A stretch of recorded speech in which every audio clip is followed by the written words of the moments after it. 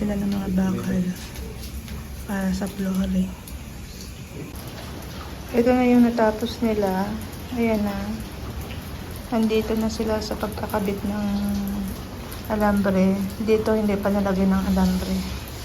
So, bukas na uli ang tuloy nito. So, yan na ang trabaho nila for today. Ito, nalagyan na nila ng bato. Ayan, may bato na siya.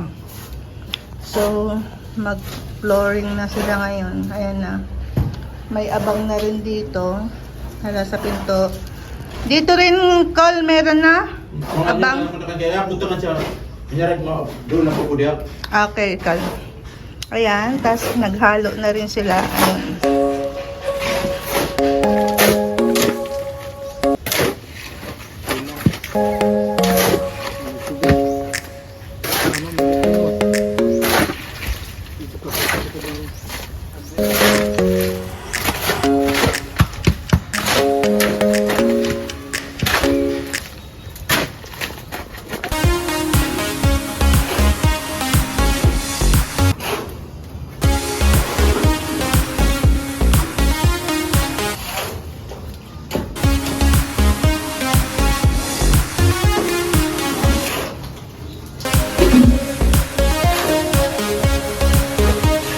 Na.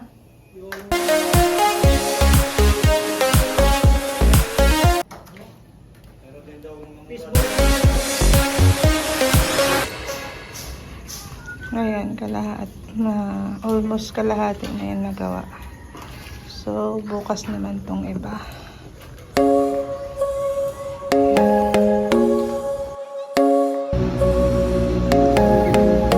Flooring na sila.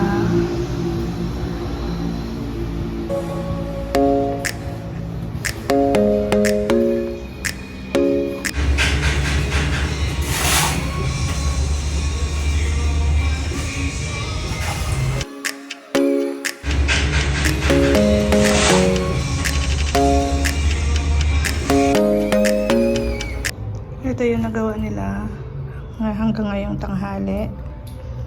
Hanggang dito meron na siya. So siguro mamaya matapos na yung dito sa part ng sala namin.